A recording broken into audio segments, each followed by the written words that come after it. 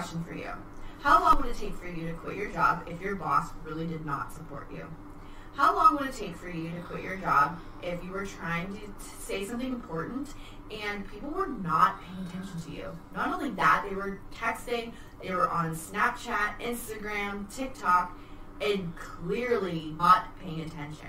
In Wisconsin right now to just kind of be untenable for my own life and well-being. Malio said she wishes things were different. BPI report provided a salary trend showing that on average, teachers used to out-earn other professionals with bachelor's degrees. But since 2020, compensation for educators has trended downward.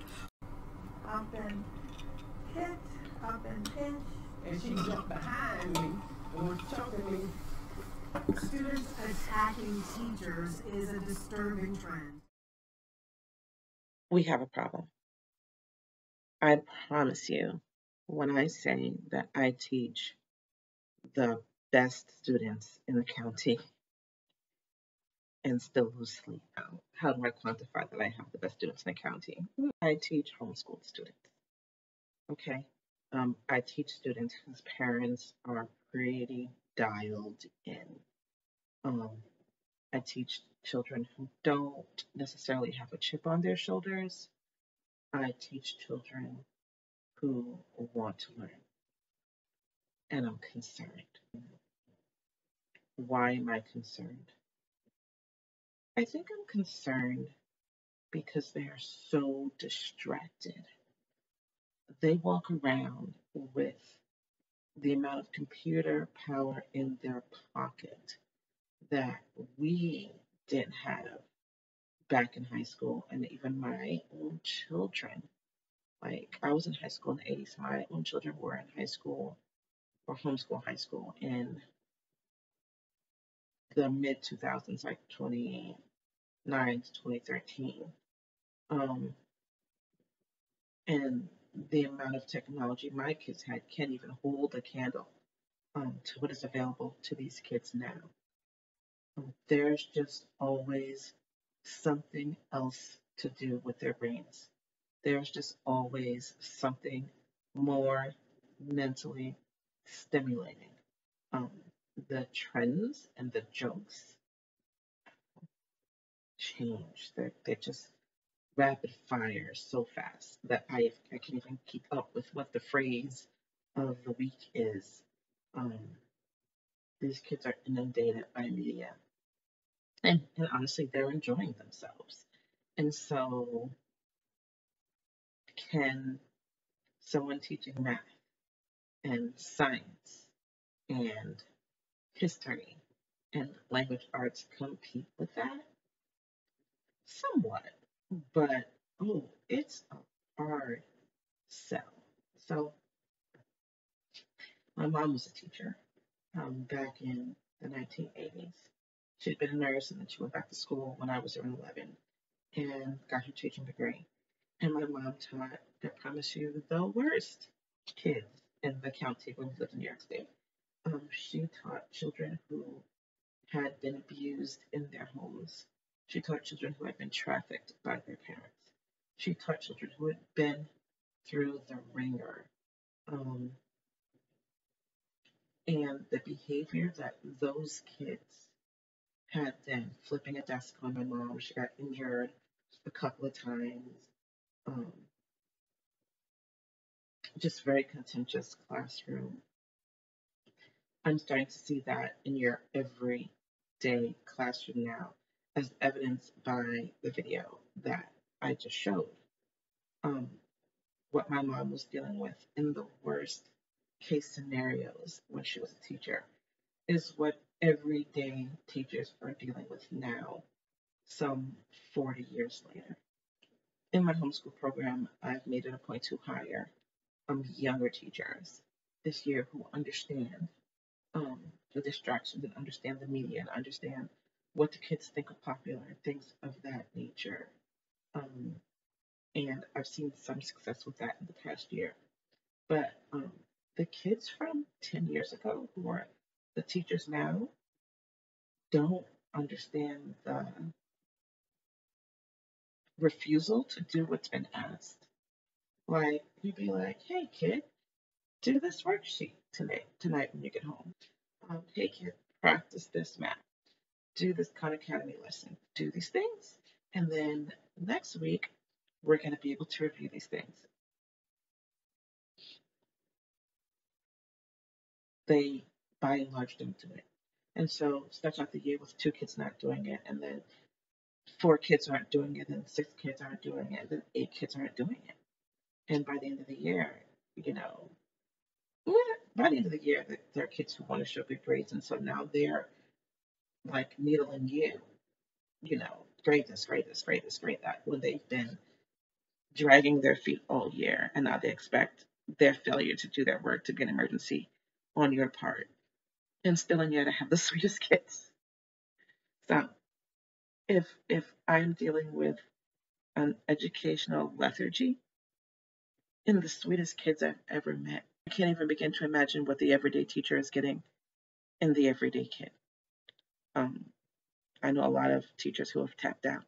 I know a lot of teachers who have moved states, and I live in one of those states where you can't say certain things, you can't read certain things, the books are getting banned left and right. And so now not only are these teachers dealing with students who just don't wanna, they're also dealing with administrators who just can't.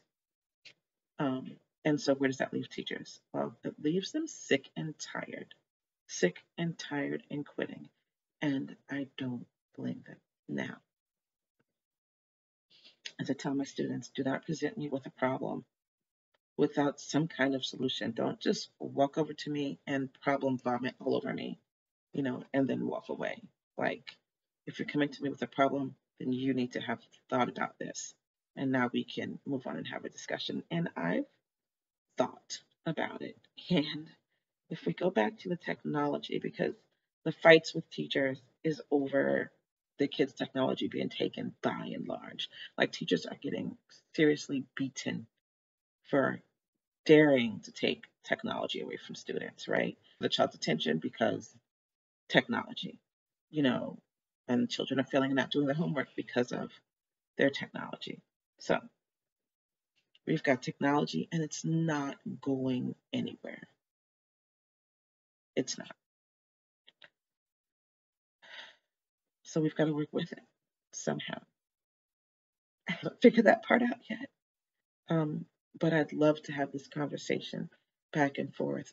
Edutainment was a big part of what I did with my kids when they were growing up homeschooling. So video games or learning games made specifically to teach lessons. It's got to be well done, though. Can't be corny, because these kids will rebel.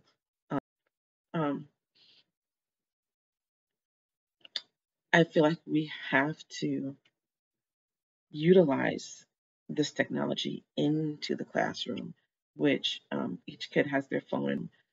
Something that I haven't done it, but my teachers definitely do, is Kahoot. They're kind of using it to answer questions on the screen, in-person testing, competition type thing.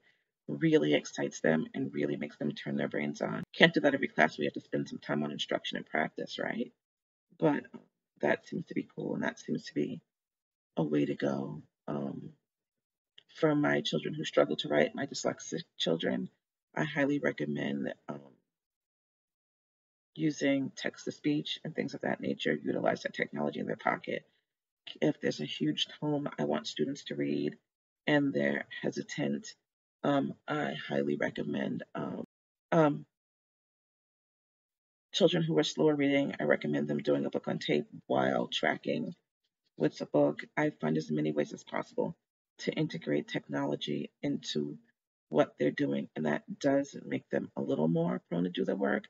Of course, some of them will do silly things like tint a textbook and play a movie on their phone or computer on the other side of it. Like, I am not going to notice. I see.